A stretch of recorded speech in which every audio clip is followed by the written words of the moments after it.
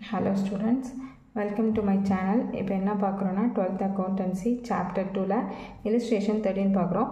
How will the following items appear in the final accounts of sports club? Sports club ஓட information கொடுத்துருக்காங்க.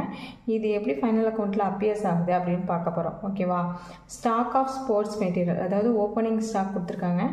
Sports material purchase பண்ணது current year 9,000 பண்ணியிருக்காங்க.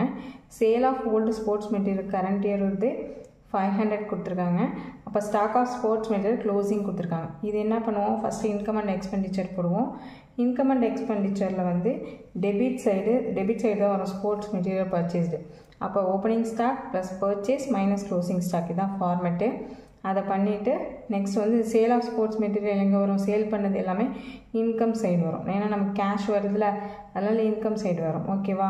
இதை income and எக்ஸ்பெண்டிச்சரில் போட்டுட்டு next balance sheet போட போகிறோம். Final account கேட்டிருக்கனால balance sheet போட போகிறோம். ஓகேவா?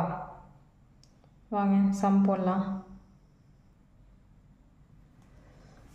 ஓகே, ஹெட்டிங் போட்டுங்க. Income and expenditure for the account for the year ended 31/3/2019 போட்டுக்கு போகிறோம். எக்ஸ்பெண்டிச்சர் ருபீஸ், இன்கம் ருபீஸ்னு டபுள் சைடு என்ட்ரு பண்ணிங்க. ஃபஸ்ட்டு இது ஸ்போர்ட்ஸ் மெட்டீரியல் பர்ச்சேஸ்டு எங்கே வரும் அப்படின்னா டெபிட் சைடு தான் வரும். ஓகேவா? எங்கே வரும், டெபிட் சைடு தான் வரும். அப்போ டெபிட் சைடு போட போகிறோம். பாருங்கள் என்ன கொடுத்துருக்காங்க. ஸ்டாக் ஆஃப் ஸ்போர்ட்ஸ் மெட்டீரியல் 1414னா ஓப்பனிங் ஸ்டாக்கு. அப்போ 3000 டூ ஸ்போர்ட்ஸ் மெட்டீரியல் கன்சியூம்ட் அப்படின்னு எழுதிட்டு ஓப்பனிங் ஸ்டாக் எவ்வளவு, 3000.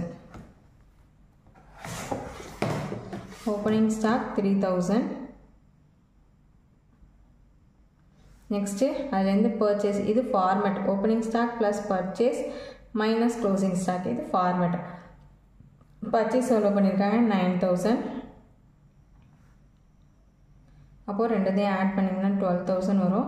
நெக்ஸ்ட்டு க்ளோசிங் ஸ்டாக் எவ்வளோ கொடுத்துருக்காங்க, ஸ்டாக் ஆஃப் ஸ்போர்ட்ஸ் மெட்டீரியல்னு 4,000 கொடுத்துருக்காங்க.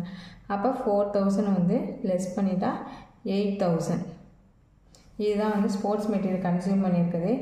Next by sale of sports material இருக்குல்ல, நம்ம வந்து ஸ்போர்ட்ஸ் மெட்டீரியல் வந்து சேல் பண்ணியிருக்கோம் ஓல்டு ஸ்போர்ட்ஸ் மெட்டீரியலை. அப்போ அது வந்து எந்த சைடு வரும், இன்கம் சைடு தான் வரும். ஏன்னா சேல்ஸ் பண்ணால் நமக்கு கேஷ் உள்ள வருது, அதனால் இன்கம் சைடு வரும். அது எவ்வளோ, 500. ஓகேவா? இதான் வந்து இந்த இதை வந்து போட்டிருக்கேன், என்ட்ரியை போட்டுட்டு அதுக்கப்புறம் என்ன கேட்டிருக்காங்கன்னா ஃபைனல் அக்கௌண்ட் கேட்டிருக்காங்க. நம்ம பேலன்ஸ் ஷீட் போட போகிறோம். பேலன்ஸ் ஷீட்டுக்கு பாருங்கள், பேலன்ஸ் ஷீட் ஹெட்டிங் அப்படியே போட்டுங்க.